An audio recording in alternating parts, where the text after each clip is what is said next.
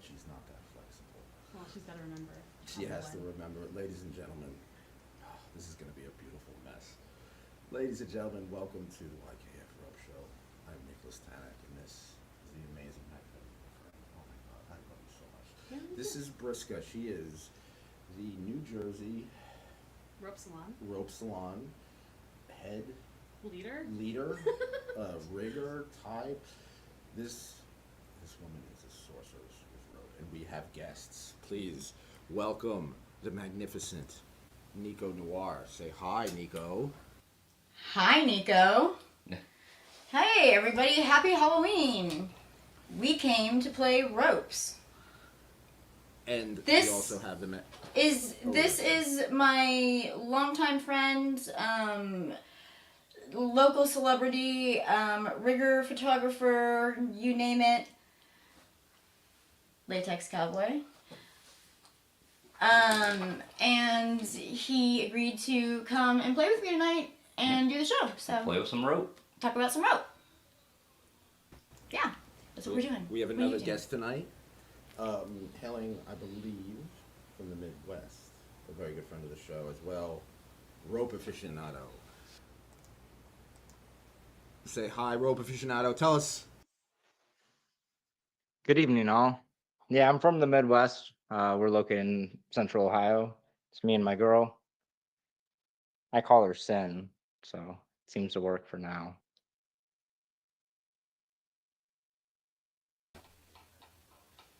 That works? Okay, so this is and we have here also Sunshine. We're gonna do some rope. So let's go around the room. My questions about rope. So what is it about rope that is inspiring you? Let's go to Rope Aficionado first.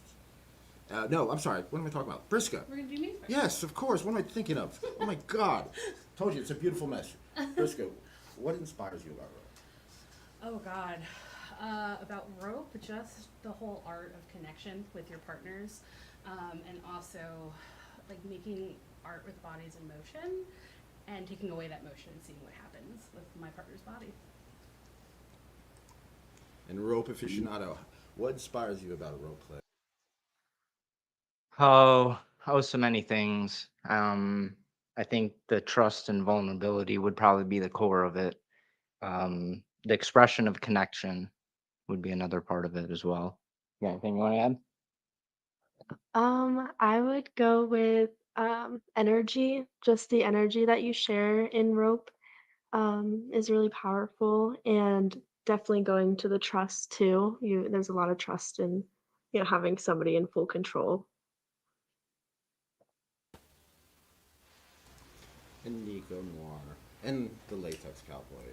Please tell us what inspires For me you. personally, doing what I do, I've known the Latex Cowboy for about 20 years, so we have a very long-term trust, and we've shared, a very, very close, intimate scenes, and we have an eternal trust. We're those friends. Yeah. So for me to be able to not so much give my dominance over, but to just be able to give my mind, my energy, my trust, and put it into somebody else when I've had so much given to me, and it's definitely a sense of a part of my self-care. And I know for me, it kind of started as an art form. I basically saw a picture, when I was doing a whole bunch as a photographer. And I just kind of saw this one picture of a rope bottom hung up with, one single leg on a gravity boot. And after that, I was like, I got to learn how to do that. So it kind of started out as an art form, and then it became a trust, and it's almost a relationship in that sense. So it's definitely been a interesting 20 years of how many ways I can keep her steady because she's a fidgety one, And so, you know, it's just become It's it was out of my wheelhouse for a long time, and it's not that it was out. It's not that it was out of my realm of of I guess centers, but it was out of my understanding. It took a long time for me to really kind of give myself really over to it completely. It's not easy. It's beautiful, Yeah. but it's not easy. It's about 5 to 10 years Yeah. of getting over that. Now you said fidgety. What do you do when your bottom is fidgety? Briska, what do you do when you're not fidgety, but what do you do when your bottom is fidgety? I train my bottoms to not be fidgety. Specifically, I am friends with very many brats in the New Jersey rope scene. They do not brat me. They know in order to get into my ropes, they need to practice mindfulness. They need to respect my rope because what we do, while it's beautiful, is also a little bit dangerous, especially if they want to go zoom in the air and be suspended.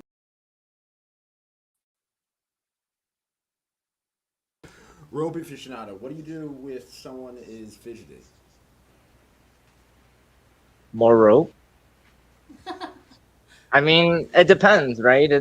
So a game that I have played for a while, some call it eeling, right? So the whole point of rope is for a capture and a captor. Um, so essentially, how I've approached it is I'll take 5 minutes to tie. They get 10 minutes to get out, right? So sometimes you want the fidget. If you don't want the fidget, more rope. Now everybody has made mistakes, right? In the beginning. Oh my God, I made some mistakes. I rope burn. I tried to suspend myself, falling on the floor, my butt. You made mistakes. I have made These are all your mistakes. experience. What is a lesson that you've learned for all of us? Ownership of those mistakes helps us a lot. One of the people that I tie most is my husband Artemis. And just recently, I co-topped a scene with a very lovely lady, and she was doing sensation play, and I had him tied up, and we had practiced a couple different transitions. No issues, nothing during practice, and then after the scene, after we did it, we noticed he actually had some pretty bad rope burn on one side. And it seems like the ropes had kind of pinched one of his, like his skin. So we had a couple water blisters. So I've basically been maintaining that this week, keeping an eye on it, recommending, basic skincare. But luckily, he's a very experienced rope bottom, and he trusts me. But taking ownership and fixing it for next time, keeping an eye on it, dressing your ropes better, tying slower, whatever you needed to do as the rigger is super important. Ownership. Thank you. You're welcome. Thank you for that. That's awesome. Rope aficionado, what are some mistakes? What is a mistake, a life lesson that you made when you started out with rope? Um, Honestly, it was probably a 5 or 6 year lesson for me personally. Um, the first few years of my rope journey, I was focused on learning a pattern, um, and not necessarily understanding why we did what we did, right? Um, so that was probably my biggest mistake is trying to learn all the patterns and not understanding why we do what we do. Like for instance, like why we put a lower kanuki in a TK and not an upper kanuki. It took me quite some time to figure that one out. Nico. So here's my question before I answer your Okay. question. Can you explain what a kanuki is? Rope aficionado, what is a kanuki? Um, you know, I, I won't act like I know it all, but to the best of my ability, I believe it means cinch. If not, No, that's it goes how we over. essentially interpret it. So, for instance, on a TK, you have an upper band, you have a lower band, and you pass rope in between the arm and over that band, and you bring it back in, and then you cinch that band. And what you're trying to do, specifically for a TK, is set your tension to the sternum and take it off of the outside of the arms, because that's where you risk nerve damage, is on the outside of the arms. So this kanuki or this cinch is critical when it comes to suspension, in my opinion, in my experience, right? Whereas the upper kanuki, it, the risk that it adds does not exceed the risk that it mitigates. So the difference is where the nerves are, and the ropes right underneath of the armpit are more exposed right at the armpit than they are on the outside of the arm. So that kanuki is not as critical. And I would, once again, in my opinion and experience, would say that for a suspension TK, you shouldn't put an upper kanuki. You should only put a lower kanuki. Okay. And that also does depend on your bottom. I found some people prefer the upper kanuki just for more stability's sake, so that the upper one doesn't fall off if you're doing inversions or anything like that. But there's a lot of things that I feel like we do in shibari versus Western style that also depends a lot on your bottom, because where their radial nerve or ulnar nerve or even median nerves are changes from body to body. Nicco, so what is your big mistake that or you've learned yourself? Things that I've learned are mostly to learn how to sink into the experience and let yourself fall into the moment. At first, it was very. I was always interested. I was interested in the aesthetic of it. I was interested in the bondage of it, and but because that is outside of my wheelhouse. It was I had a lot of anxiety for a long time in rope, and so what I've kind of come to realize is that I just need to I just need to just give myself I need to learn how to calm down. And so once I finally learned how to do that and let myself sink into it, it became an entirely different experience. We have someone here. PD says, it's 3 a.m. in the morning and I am completely exhausted, but how can I miss an interview with the most magnificent goddess, Nicco Noire? I bow and worship the ground below your feet, goddess Nicco Noire. Thank you. Brian Silver says, it's 4:30 on p.m. on Sunday afternoon for me. Wow. So this is worldwide. Stan Vladimir has a question. What is the best type of material for rope play sessions? Briska, this is all you. What is the best type of material for rope play sessions? So hemp used to be the gold standard, which is still fine. It has a very heavy loading point. It's great for that nice, sensual, natural fabric feel. Very few people have allergies to it. However, and I was just talking to one of my metas about this, in the last 5 years or so, posh has become extremely accessible and almost preferred for a lot of riggers. It breaks down very nicely. It's commercially available. It's made in a factory, and it's got a load point of about 1,500 pounds. So I recommend posh for people. Nylon is fine for floor work if you're just doing bedroom sex, getting started with your knots. Hemp is classic. Hemp X is also factory made and very good, but I prefer posh myself. In Rope Aficionado, what is the best type of material rope for rope play sessions? I'm gonna take a big overarching one. I'm gonna say whatever rope that you understand the material, right? Each material is gonna have its benefits and its drawbacks, right? And as long as you understand them, and you appeal to the benefits and you use it within side of those benefits and side of your risks, then that's gonna be the best rope for you. Um, e- so for me, I'm kind of a traditionalist. I prefer jute, but I do have nylon, I have cotton, I have some hemp, coconut, bamboo, a little bit of it all, but all of it has a purpose. And Nicco Noire. And the latex cowboy. What is the best type of material? I think that's your question. Yeah, I personally use jute. I would I would go back and forth between jute and hemp just due to the natural. It's a natural. The jute is actually anti Bacterial. bacterial on that, so you can use it on multiple people. The only downfall is you got to condition them every now and then. The more you use them, obviously, the body oils kind of help do that for you, and we all wish we could use it a little bit more. But yeah, I'm gonna stick with jute, and it's easily available too. And of course, it wouldn't be a show without Shahid Kapoor asking Nicco to trample people. So, trample, yeah, the request is there. So the next question that we have basically is red flags. In the rope, you're very active. Yes. I'm very thankful to know you, to be a part of it. People come up to me, they're like, please, tie me up. But you can't just tie anybody. Being tied by you is a gift. Thank you. So, what are some red flags? For everybody out there looking to get tied up or to tie someone up, there are red flags. So what are some red flags that Sure. you should look out for? So, on FetLife, I made a post about this a little while ago because I had so many newbies that were coming up to me at play parties and being like, hey, can you tie me?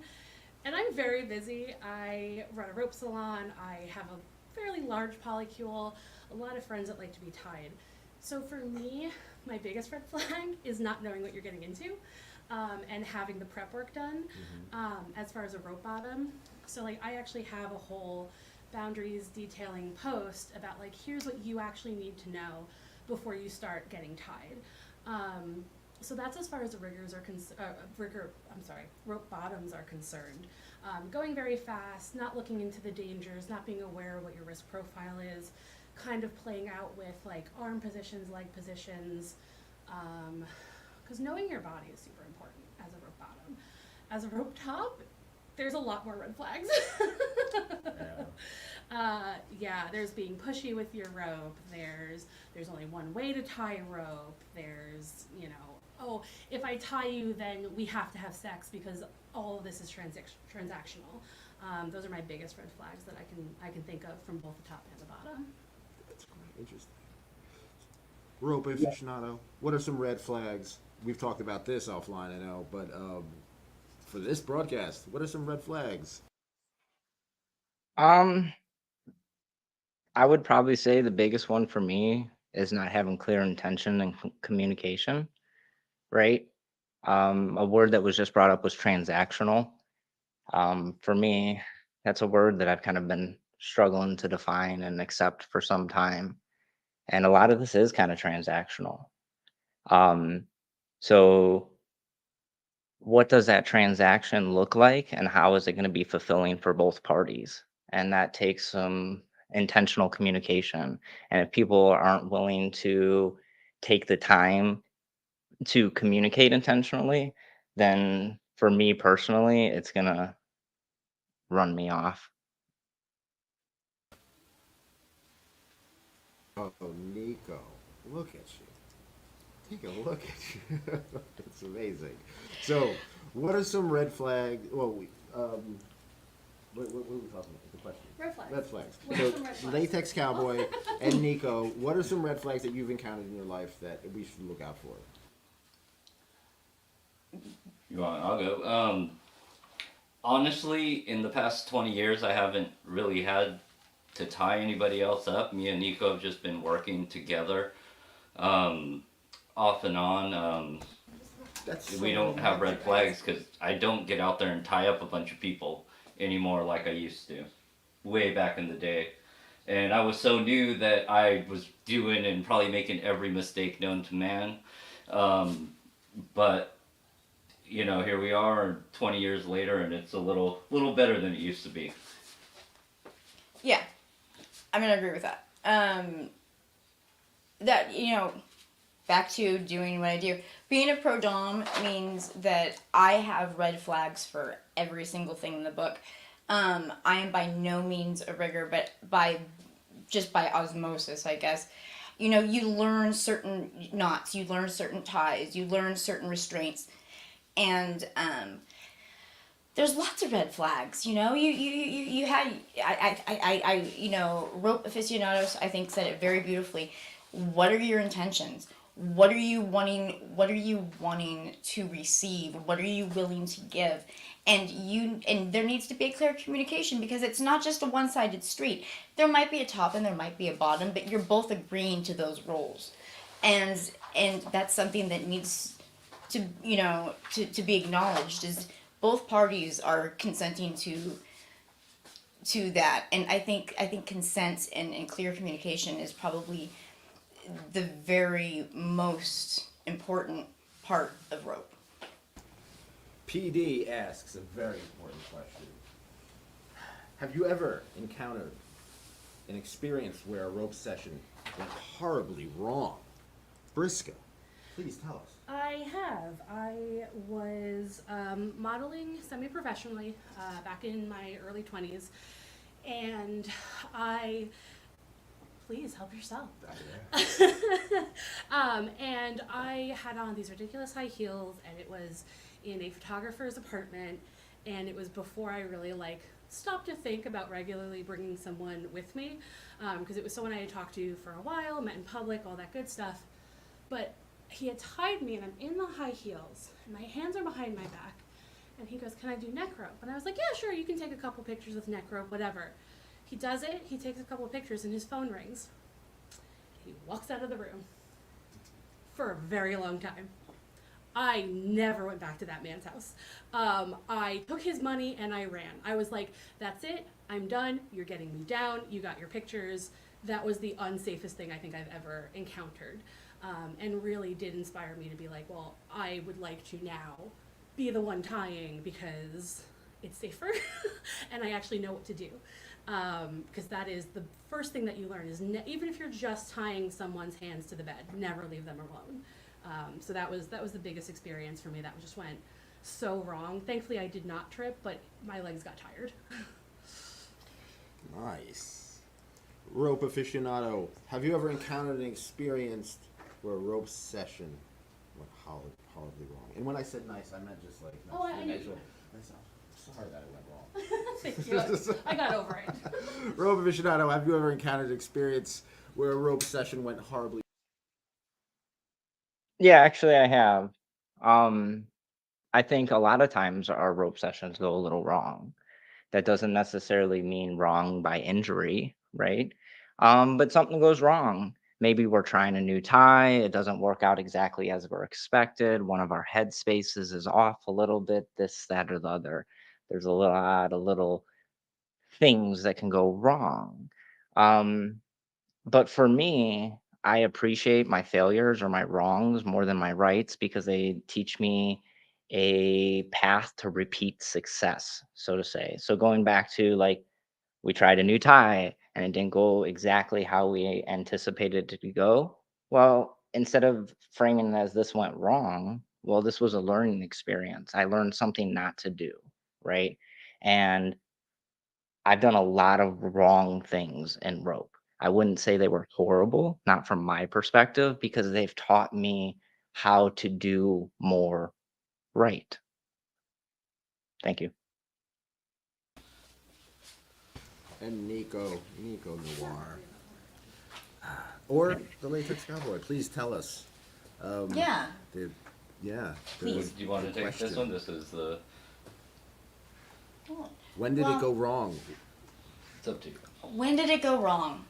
So, back in my very first days of bunnying, I was living in San Francisco, and I was involved with a very, very prominent rigger out in the San Francisco area, and no names need to be named at all. But that said, we did do a bunch of kind of little traveling performances, he privately he wanted to try some ties. I'm sure, no problem. I trusted him implicitly. I very much I was in it for the art. I wanted to be about